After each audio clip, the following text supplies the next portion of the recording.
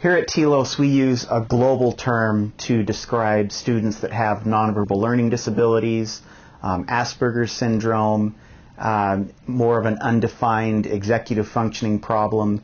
We use the term processing issues or processing disorders to describe that cluster of issues.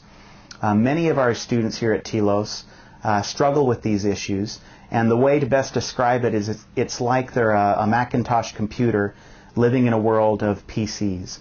They're wanting to exchange information with people, but oftentimes the information becomes corrupted and it's just difficult for them to really get across what they're saying or to interpret correctly what other people are saying.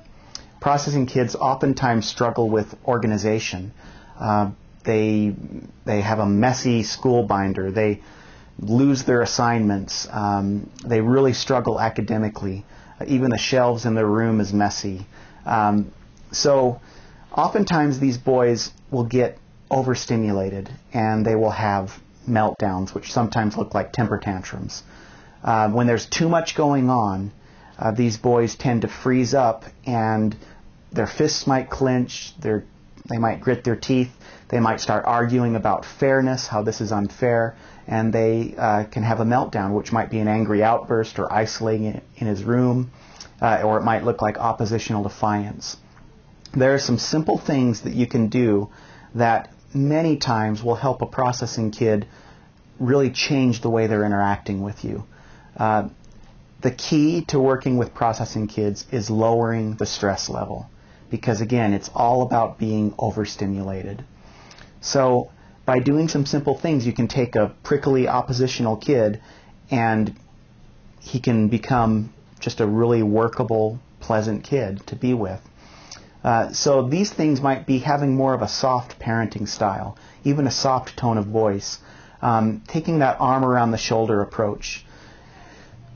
Instead of barking an order from across the room, you may walk across the room, put your arm around him and say, "Hey bud, we need to get this room cleaned up, so why don't you start on this specific task and I'll come over here and do this specific task."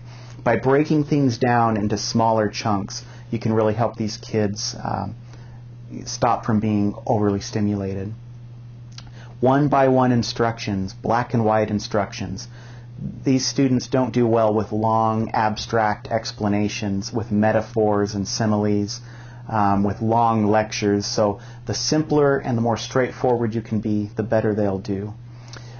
If they're frustrated, then it's best to not engage in a debate or an argument with them.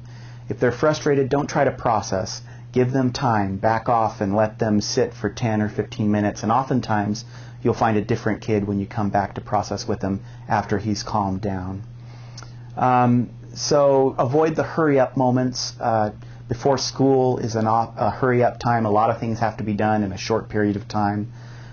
Those moments tend to really send these kids into crisis. So anything you can do to prepare them the night before or give them a little heads up for what's going to be happening within the next couple of hours, that can really smooth out some of those bumps.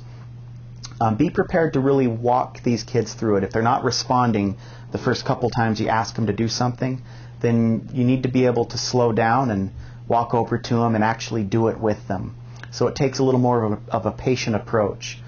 The key again is keeping stress low. Sometimes these boys might need something that we call here at TLOS a life coach.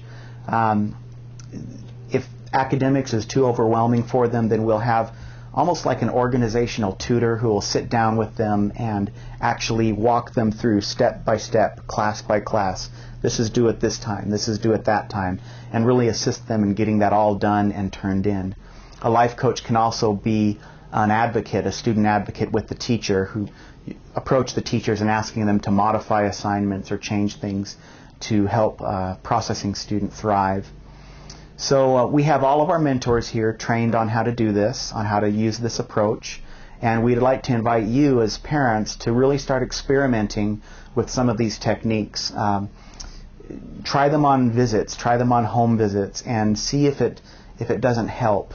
We'd also like to invite you to read the links on this page, follow those, and just become more educated on little tips and techniques that can help you work with these students.